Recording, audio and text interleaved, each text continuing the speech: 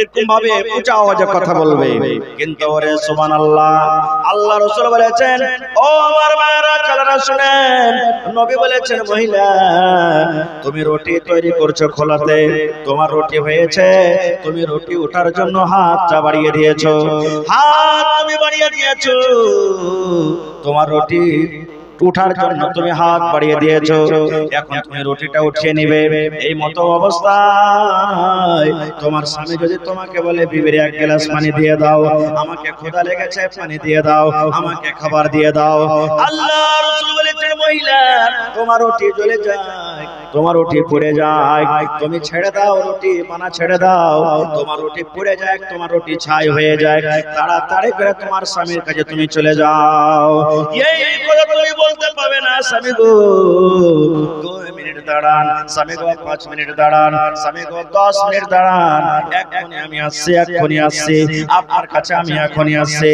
আল্লাহ রাসূল বলেছেন, মহিলা তোমার রুটি জ্বলে যায়, পুড়ে যায়, ছাই হয়ে যায়, তাড়াতাড়ি করে তোমার স্বামীর কাছে তুমি চলে যাও। সুবহানাল্লাহ। এমতো পুরুষেরা করতে হবে ভাই। শুধু স্ত্রীর কাছ থেকে আপনি সবকিছু নেবেন আর স্ত্রীকে কিছু আপনি দিবেন না, তার হক আদায় করবেন না, এটা কিন্তু শরীয়তে দেয়নি। শরীয়তে অনেক কিছু দিয়েছেন। আল্লাহ রাসূল সাল্লাল্লাহু আলাইহি ওয়াসাল্লামের একটা হাদিস আছে, আল্লাহ রাসূল বলেছেন, যদি কোনো মা, যদি কোনো খালা, যদি কোনো বোন, যদি কোনো দাদি বেটা থাকাকালে 4খানা কাম করতে পারে, আল্লাহ রাসূল বলেছেন ওই মহিলা জান্নাতের ভিতরে চলে যাবে। 1 নম্বরে রাসূল বলেছেন, আল মারআতু ইযা সাল্লাত খামসাহা, যদি কোনো মহিলা 5 ওয়াক্তের জীবনে নামাজ পড়তে পারে। 2 নম্বরে রাসূল বলেছেন, ওয়াসামাত শাহরাহা, রমজান মাসের যদি 1 মাস রোজা রাখতে পারে। 3 নম্বরে নবী বলেছেন, ওয়া হাসানাত ফারজাহা, যদি কোনো মহিলা পর্দাশীলায় থাকে, নিজের শারাঙ্গের হেফাজত করতে পারে, লজ্জাস্থানের হেফাজত করতে পারে। 4 নম্বরে নবী বলেছেন, ওয়া তাআদ বালাহা, যদি কোনো মহিলা নিজের স্বামীর খেদমত করতে পারে। আল্লাহ রাসূল বলেছেন, যেদিন কিয়ামত কায়েম হবে, হাসরের ময়দান হবে, ওই কিয়ামতের দিন আল্লাহ রাব্বুল আলামিন ওই বান্দিকে ডাকতে বলবেন, এরে বান্দে, আমি আল্লাহ তোমার জন্য জান্নাতের 8খানা দরজাকে খুলে দিলাম, যেই দরজা দিয়ে ইচ্ছা তুমি জান্নাতের ভিতরে চলে যাও। 4খানা কাজ করতে হবে জীবনে, তার মধ্যে 1 নম্বর হলো কি 5 ওয়াক্ত নামাজ। লোক আছে পুরুষ নামাজ পড়েছে, মায়ের লোক হয়ে পায় না, নামাজ পড়ে না, একটু আর মসজিদ যেতে বলে। তো ভাই আমার, তো 5 ওয়াক্তের নামাজ প্রথমে। আমার কত মা খালা এমন আছে যে হাজী মৌলভী সাহেব, আল্লাহ রাসূল তো প্রথমে নামাজ পড়তে বলেছেন 5 ওয়াক্তের নামাজ, তো 8 আনা 4 আনা 10 পয়সা 5 পয়সা ছেলে পিলে, এত ঘাটি ঘেটরি ছেলে পিলে নিয়ে কেমন করে নামাজ পড়বে, বলে কি বলে না? কত মা খালা এমন আছে যে নামাজ পড়তে পারে না, যে মাওলানা বাড়িতে এত কাজ কাম করছি, যে কাজ কাম করার সুবহানাল্লাহ আমাদের ফুরসত হয় না। ওই সমস্ত মা খালাকে বলবো, বুখারী শরীফের হাদিস, আল্লাহর নবীর ছোট মেয়ে ফাতেমা রাদিয়াল্লাহু তাআলা আনহার থেকে কি আপনি বেশি কাম করছেন? ফাতেমা কত কাম করতেন জানেন? ফাতেমা কত কাম করতেন, সুবহানাল্লাহ। আল্লাহুস সামাদ। একটা হাদিসের কথা শুনেন, আল্লাহর নবীর মেয়ে ফাতেমা রাদিয়াল্লাহু তাআলা আনহা একবার আব্বার বাড়ি চলে গেছেন, গোলাম চাইতে চলে গেছেন আব্বার বাড়ি, কাম কাজে আসানি হবে বলে, আমার সাহায্য করবে বলে আল্লাহ রাসূলের বাড়ি চলে গেছেন। যেই টাইমে মা ফাতেমা নবীর সাথে দেখা করার জন্য গেলেন, ওই টাইমে নবীজি বাড়িতে নাই, মাঠে ময়দানে গেছেন, হয়তো তাবলীগের কামে গেছেন, নবীজি বাড়িতে নাই। এবার সতার মা হযরত ফাতেমার সতার মা হলেন কি মা আয়েশা রাদিয়াল্লাহু তাআলা আনহা, আল্লাহ নবীর একজন স্ত্রী। তো মা ফাতেমা গিয়ে বলছেন যে মা, আব্বা বাড়িতে নেই, মানে নবীজি বাড়িতে নাই। তো হযরত আয়েশা বলছেন যে ফাতেমা, তোমার আব্বা বাড়িতে নেই, বাইরে দাওয়াতের কাজে বা কোনো কাজে গেছেন, তোমার আব্বা এখন এই টাইমে বাড়িতে নেই। তো মা আয়েশা বলছেন যে বলো মা ফাতেমা, কি দরকার আছে তোমার আব্বার সাথে, বলো, আসবে তখন আমি বলে দেব। তো মা ফাতেমা বলছেন যে না, আব্বা আসবে তখন বলবো, আমি চলে গেলাম। বাড়ি চলে গেলেন ফাতেমা রাদিয়াল্লাহু তাআলা আনহা। এই মায়েরা ভাইরা শুনেন হাদিসটা ভালো করে। এবার সন্ধ্যাবেলা তো নবীজি বাড়িতে ঢুকছে, ওরে সুবহানাল্লাহ, যেমন বাড়িতে ঢোকা, এবারে মা আয়েশা রাদিয়াল্লাহু তাআলা আনহা বলেন, ইয়া রাসূলুল্লাহ আল্লাহর নবী গো, আপনার কলেজার টুকরা আদরের মেয়ে ফাতেমা বাড়িতে এসেছিল। নবী গো, আপনাকে দেখা করার জন্য আপনার কলেজার টুকরা ফাতেমা এসেছিল। আল্লাহ রাসূল বলছেন, আমার ফাতেমা কি বলেছে তুমি দয়া করে বলে দাও। এবারে মা এসে বললেন, ইয়া রাসূলুল্লাহ, আল্লাহ নবী গো, আপনার খবর পেয়ে ফাতেমা ঘুরে চলে গেল, আমাকে বললো না কিছু। বললেন, মা আমার আব্বা যখন আসবে আমি ডাইরেক্ট আমার আব্বাকে আমি বলবো, তোমাকে বলবো না। নবীজি মেয়েকে কত ভালোবাসতেন দেখেন। দয়ার নবী বাড়িতে আর টিকলেন না, দয়ার নবী বাড়িতে আর আরাম করলেন না। ওই রাতারাতি সুবহানাল্লাহ হাঁটতে হাঁটতে হাঁটতে নবীজি মেয়ের বাড়ি চলে গেলেন, ফাতেমার বাড়িতে গেলেন। এমন টাইমে বাড়িতে ঢুকছেন ফাতেমা, আল্লাহ রাসূল সাল্লাল্লাহু আলাইহি ওয়াসাল্লাম এমন টাইমে বেটির বাড়িতে ঢুকছেন। ফাতেমা বলে, আমি ফাতেমা আর আমার স্বামী হযরত আলী আমরা দুইজন বিছানায় শুয়ে গেছি। এমন টাইমে নবী বাড়িতে ঢুকছেন বেটির বাড়িতে, যে ফাতেমা বলছেন যে আমিও শুতে গেছি আর আমার স্বামী আলীও শুতে গেছি। ইজাজত চাইলেন, ফাতেমা বাড়িতে আছো মা? যেমনই নবীর আওয়াজ পর ফাতেমা বলছেন, ফসফস করে আমরা বিছান থেকে উঠতে গেলাম। রাসূল বলছেন, বেটি উঠতে হবে না, তুমি আর আলী বিছানে যেভাবে তোমরা শুয়ে আছো শুয়ে থাকো, উঠতে হবে না তোমরা। কি মা ফাতেমা বললেন, আমার আব্বা নবীজি আমার ঘরের ভিতরে গেলেন আর আমি একদিকে বিছানাতে শুতে আছি, আমার স্বামী আলী শুতে আছেন একদিকে, আমাদের দুজনের মধ্যখানে নবীজি বসে গেলেন। আমাদের দুজনের মধ্যখানে নবীজি বসে গেলেন। সুবহানাল্লাহ। এবারে রাসূল বেটিকে বলছেন, মা আমি নাকি শুনলাম তুমি আমার সাথে দেখা করতে গিয়েছিলে মা। মা গো, কে তোমার দরকার ছিল মা, তুমি একটু আমাকে খুলে বলো। এরে আমার মায়েরা খালারা ভাইরা শুনে নেন, যখন কথাটা বলা ফাতেমার চোখ দিয়ে ঝরঝর ঝরঝর করে পানি ঝরতে শুরু হয়েছে। ফাতেমার চোখ দিয়ে পানি ঝরতে শুরু হয়েছে। নবী বললেন, বেটি রে কেঁদো না, কেঁদো না, কেঁদো না। মা তোমার কি হয়েছে তুমি বলো তো, আমি তোমার আব্বু এসে গেছি, আমার সাথে তুমি দেখা করতে গিয়েছিলে মা, কি তোমার দরকার রয়েছে মা, তুমি একটু বলে দাও। এবারে ফাতেমা রাদিয়াল্লাহু তাআলা আনহা এরকম ভাবে নিজের হাত কানাকে আব্বাকে দেখাচ্ছেন, আব্বা গো দেখেন আমার হাতের দিকে, এই যে আমার হাত দেখেন, এই যে আমার হাত দেখেন। দয়ার রাসূল যখন নিজের মেয়ের হাত দেখলেন, সুবহানাল্লাহ, হাতে বড় বড় হয়ে ফোঁসা পড়ে গেছে। কত ফোঁসা গলে গেছে, কত ফোঁসা এখনো গলেনি, কত ফোঁসা পানি পানি হয়ে আছে। যেমন দেখবেন তাও চোপতে গেলে হাতে ফোঁসা পড়ে যায়, বোতল চোপতে গেলে হাতে ফোঁসা পড়ে যায়, বাঁশ কাটতে গেলে হাতে ফোঁসা পড়ে যায়, আপনি এরকম হাত দ্বারা দ্বারা কোনো কাজ করতে গেলে হাতে ফোঁসা পড়ে যায়। এবারে মা ফাতেমা রাদিয়াল্লাহু তাআলা আনহার হাতে এরকম ভাবে পানি পানি ফোঁসা ফোঁসা হয়ে গেছে। আল্লাহ রাসূল সাল্লাল্লাহু আলাইহি ওয়াসাল্লাম হাত যখন দেখলেন, বলছে, মা ফাতেমা এই হাতে তোমার কি কারণে ফোঁসা পড়েছে রে মা, তোমার হাতে এত বড় বড় ফোঁসা কি কারণ হয়েছে বলে দাও। যখন কথাটা বলা ফাতেমা বলছেন, আব্বু গো, এই যে এটা হলো আমার স্বামী আলী, আমি তার বাড়িতে আছি স্ত্রী হয়ে, আব্বু আমি তার বাড়িতে কাজ করছি, আমি হয়তো বাড়ি ঘর ঝাড়ু দিচ্ছি, কুয়া থেকে ইন্দারা থেকে পানি তুলে তুলে তুলে তুলে রশ্মি টেনে টেনে আব্বু গো আমার হাতে ফোঁসা পড়ে গেছে, জাঁতা পিছে পিছে আটা পিছে পিছে আমার হাতে ফোঁসা পড়ে গেছে, জাঁতা পিছে পিছে কিংবা পানি তুলতে তুলতে আমার হাতে ফোঁসা পড়ে গেছে। এই যুগেকার যদি বাপ হইতেন তা কি বলতেন জানেন? একবারে তখনই জামাইকে বলতো যে তোমার যদি বিয়ে করার হিঞ্জার না হয়েছিল তো তুমি এই মেয়েটাকে কেন বাড়িতে রেখেছো, তালাক দিয়ে দাও, তোমার মতন বকখিল খানজুস লোকের বাড়িতে আমি বেটিকে রাখবো। বলতাম না, বলতাম না? কিন্তু রে সুবহানাল্লাহ, আল্লাহ রাসূল বলেন, ও মা ফাতেমা, ও আমার কলেজার টুকরা মা, তুমি শুনে নাও মা, তুমি আমাকে হাত দেখালছো, আমার কাছে গোলাম চেয়েছো রে মা। ও আমার বেটি ফাতেমা, তুমি আমার কাছে গোলাম চেয়েছো, চাকর চেয়েছো। চাকর বাড়িতে আসলে তোমার আসানি হবে, তোমার সাহায্য করবে। চাকর বাড়িতে আসতে গেলে তুমি আরাম পাবে। ও ফাতেমা শুনে না, আমি গোলাম থেকে যদি একটা তোমাকে দামি জিনিস দেই, গোলাম থেকে তোমাকে একটা ভালো জিনিস দিই মারে, বলো ওই গোলামটা তুমি নিবে কি, ওর থেকে দামি জিনিসটা নিবে? বুঝতে পারলেন না মনে হয়? উদাহরণ নিয়ে এলেন। আপনার বেটি আপনাকে হঠাৎ করে একদিন এসে বলছে, বাপু একটা ছাগল গালা দাও না জি বাবা। এবার আপনি আপনার বেটিকে বলছেন যে, আরে বেটি ছাগল তুই না লিয়ে তুই একটা গরু গলা লে, যা তোকে গরু দেবে একটা। তো আপনার বেটি ছাগল চেয়েছে, কিন্তু আপনি তাকে গরু দিবেন, তো আপনার বেটি কোনটা নেবে? ভালো জিনিসটা নেবে না ছাগলটা নেবে? কি নেবে জি ভাই? জোরে বলেন, কি নেবে? গরু নেবে। তো রাসূল বলছেন তুমি আমার কাছে গোলাম চেয়েছো, কিন্তু গোলাম থেকে একটা এর থেকে দামি জিনিস তোমাকে দিতে, তুমি বলো গোলাম নেবে না দামি জিনিসটা নেবে?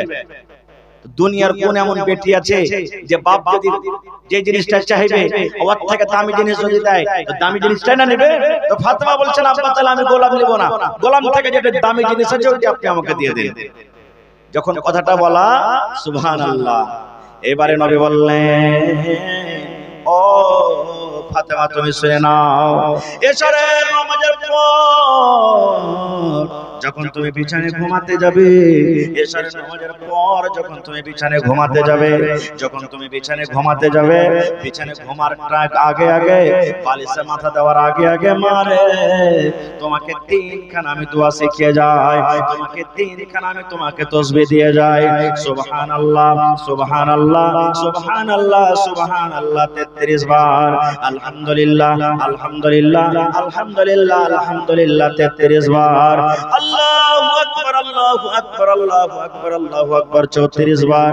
রাসূল বললেন, ও মা, ও আমার কলিজার টুকরা ফাতেমা, বিছানায় ঘুমার আগে আগে ইশারের নামাজের পর 33 বার সুবহানাল্লাহ, 33 বার আলহামদুলিল্লাহ আর 34 বার যদি তুমি আল্লাহু আকবার পড়তে পারো মা, তাহলে আল্লাহ রাব্বুল আলামিনের নিকটে, আল্লাহ রাব্বুল আলামিনের কাছে একটা গোলাম থেকে বেশি ভালো দামি।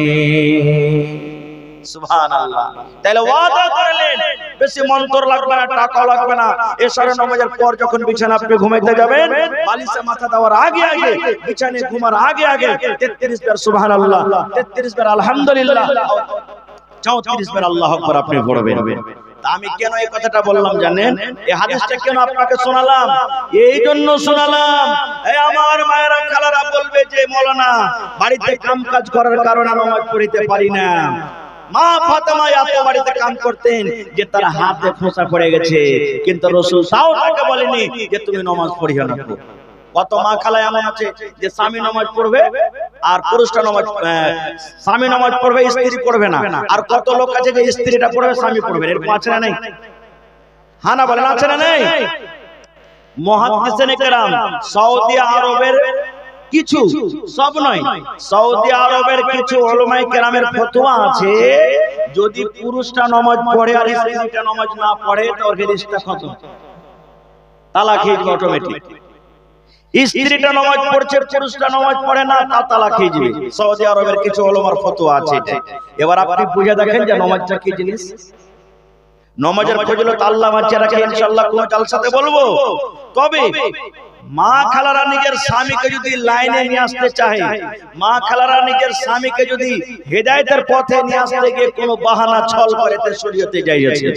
আপনারা জানেন যে মানুষ মুখে মুখে বলে যে মায়ে লোকের 36টা করলাবে, বলে না?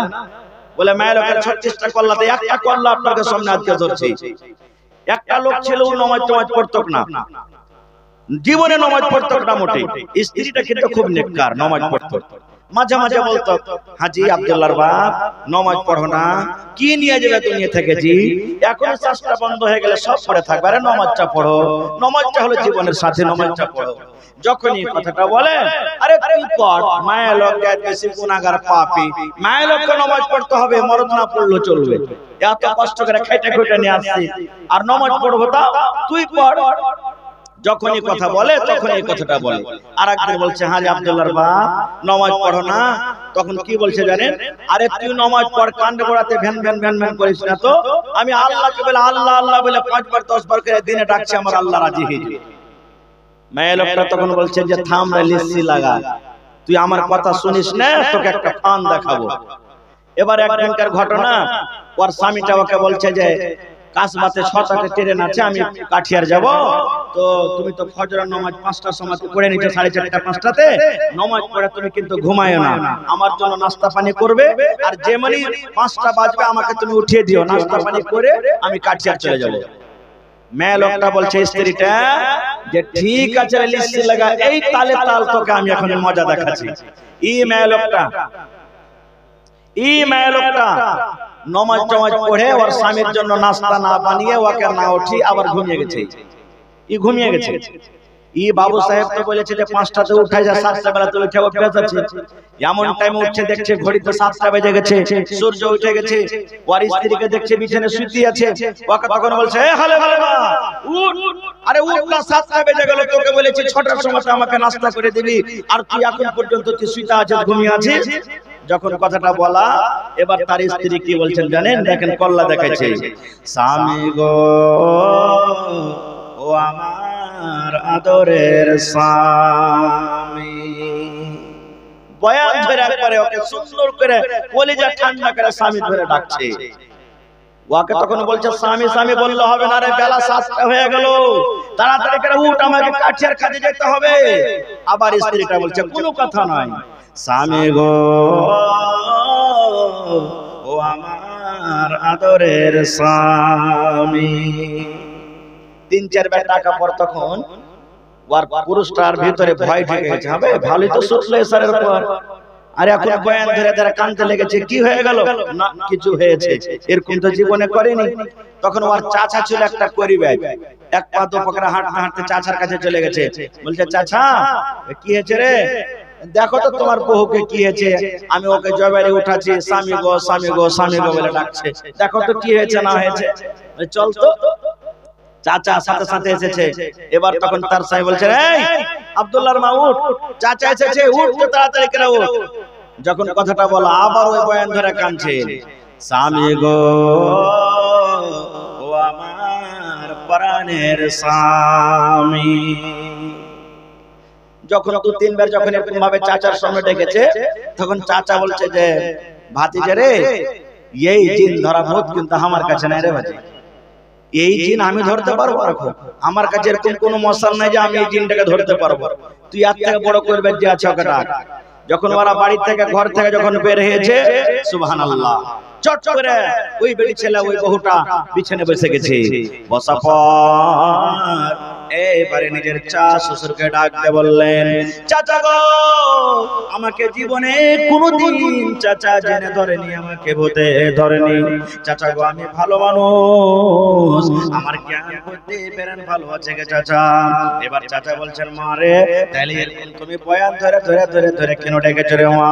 বলছে চাচা গো আপনার ভাতিজা নামাজ পড়ে না, জীবনে কোনোদিন নামাজ পড়ে না গো চাচা, আমি নামাজের যখন কথা বলি আমাকে একটাই কথা বলে, বিবি রে তুমি নামাজ পড়ো, আমি আল্লাহকে আল্লাহ আল্লাহ বলে ডাকছি, আমি নামাজ পড়বো না, আল্লাহকে আল্লাহ আল্লাহ বলে ডাকছি, আমার আল্লাহ রাজি হয়ে যাবে, খুশি হয়ে যাবে। চাচা বলেন আমার স্বামী 6টার সময়তে বলেছে কাঠিয়ার চলে যাবে, আমাকে নাস্তা করতে বলেছে, আমি 5টা থেকে আমার স্বামী আমাকে উঠাই, এখন থেকে নিয়ে মোটামুটি 1 ঘন্টা ধরে আমি স্বামী গো স্বামী গো স্বামী গো বলে কত কলেজা ঠান্ডা করা কথা আমি তাকে ডাকি, কত সুন্দর করে স্বামী গো স্বামী গো বলে ডাকি। চাচা এবার আপনি বলেন তো আমার স্বামীর কি পেটটা এতক্ষণ থেকে ভরেনি? বলছে চাচা গো আল্লাহর ইবাদত না করতে গেলে আল্লাহ রাজি হবে না, আল্লাহর বান্দেগি না করতে গেলে আল্লাহ রাজি হবে না, আল্লাহর ইবাদত করতে গেলে আল্লাহ রাজি হবে, শুধু আল্লাহর নামটা আল্লাহ আল্লাহ নিয়ে আল্লাহ রাজি হবে না।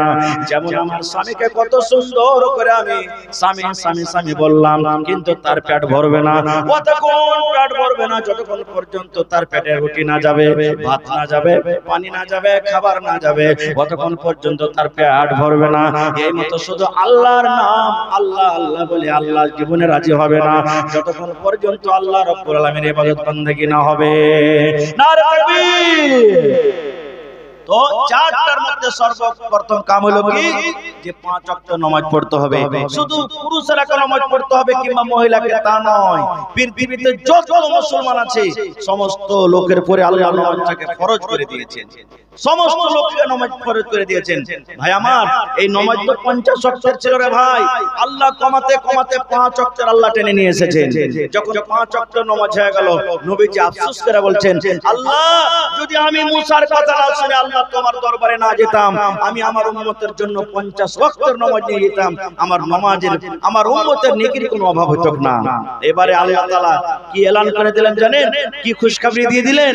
রে সুবহানাল্লাহ, আল্লাহ তাবারক ওয়া তাআলা এবারে নবীকে ডাক দিয়ে বলছেন, ও আমার নবী, ও আমার হাবিব, আপনি চিন্তা করিয়েন না, আপনি হোশ হারায়েন না, নিরাশ হয়ে যায়েন না, মন ভেঙে দিয়েন না গো নবীজি।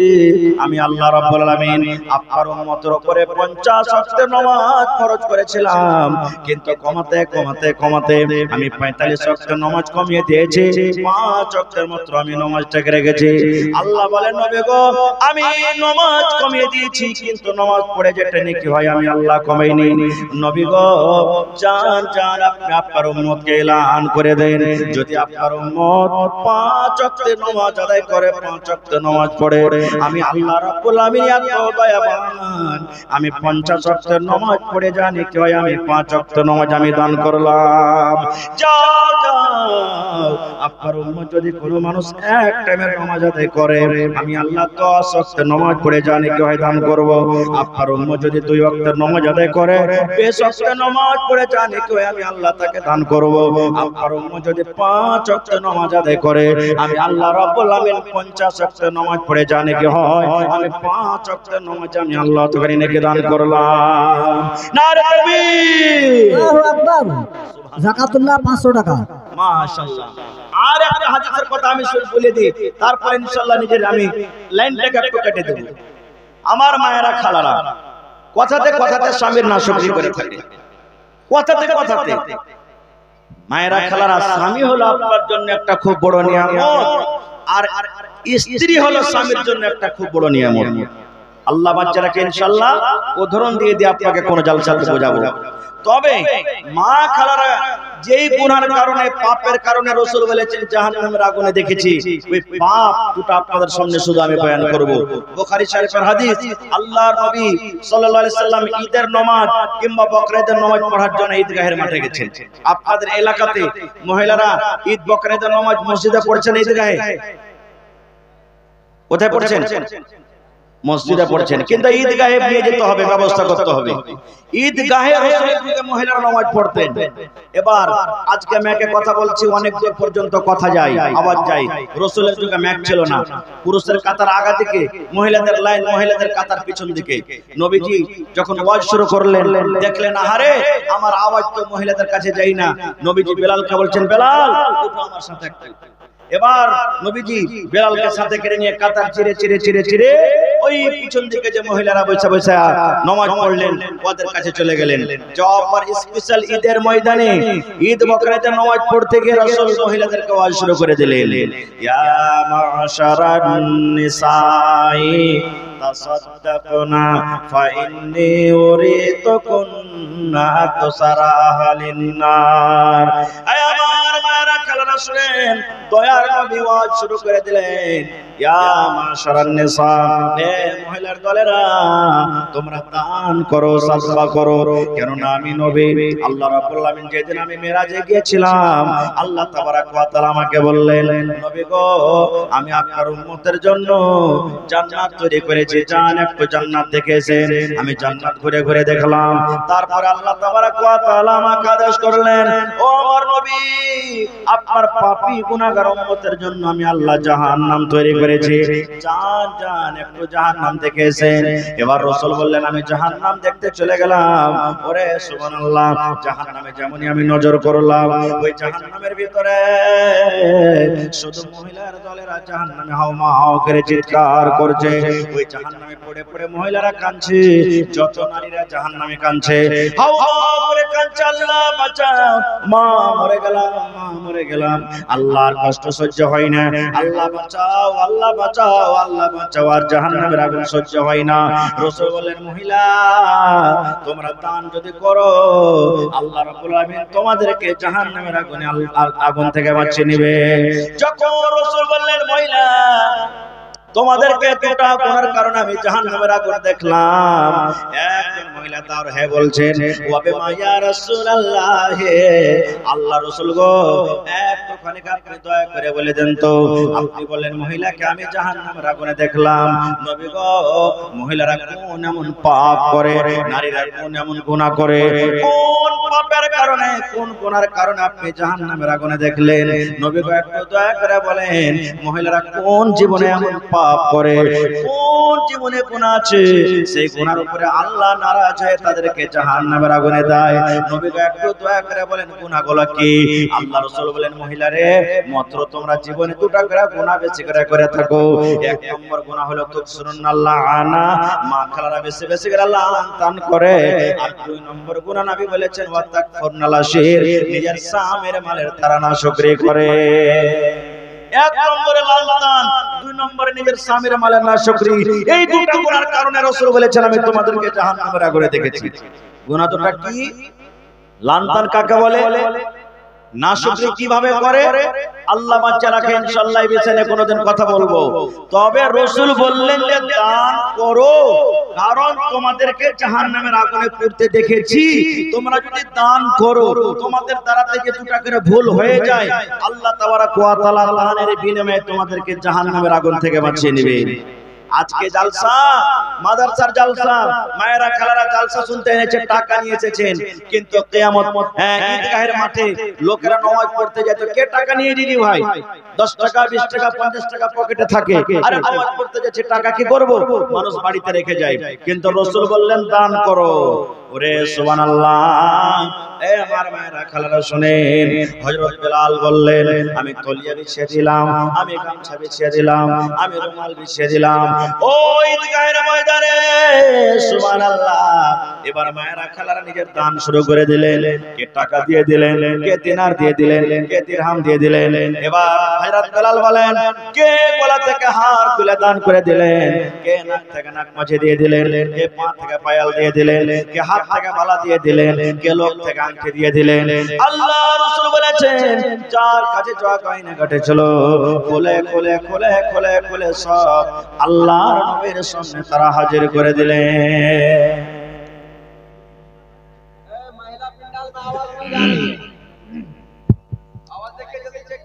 बाजार अवस्था को खराब मालना। बैक ऑपरेटर आप इसको ध्यान दें, महिला पिंडाल में बिल्कुल आवाज नहीं है। अगर वहां तक आवाज नहीं पहुंचेगी तो फिर ये हमारा प्रोग्राम नाकाम होगा।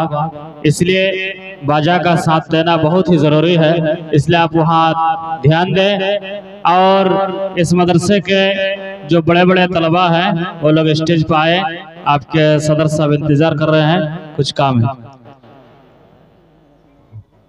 और आप लोग बिल्कुल शांति से सुने बैठे रहें, इसी तरह से बैठे रहें। बिल्कुल आखिर में आप चतुर्वेदी साहब को भी सुनेंगे, इसलिए आप बिल्कुल। और एक खास मुकर्रिर इमामुल हक साहब जो झारखंड से आए हुए हैं, जिनका नाम नहीं था, लेकिन बाद में यहाँ के नौजवान कमेटी ने उनसे राब्ता करके, चूँकि बहुत ही निराला अंदाज में तकरीर करते हैं जिसे हर कोई सुनना पसंद करेंगे, उनको सुने बगैर आप अगर जाते हैं तो फिर बाद में पछतावा होगा। पहली बार इस इलाके में आ रहे हैं मौलाना इमामुल हक साहब, इसलिए आप उन्हें सुनेंगे जरूर। तो अभी हमारे शेख साहब अभी चंदा करेंगे और उसके बाद चंद ही मिनटों में फिर आगे का प्रोग्राम भी इंशाअल्लाह आपको सुनाया जाएगा। तो ওয়াজ আপনারা শুনলেন আলহামদুলিল্লাহ, বসে বসে আমার পর আবার ওয়াজ হবে। এই বিষয় নিয়ে আবার কোনোদিন আলোচনা করব। তবে আমি আমার মা, খালা, দাদি, নানি, যত জালসার পিন্ডালের তলাতে আমার ভাইয়েরা নানারা আছেন, আল্লাহর ওয়াস্তে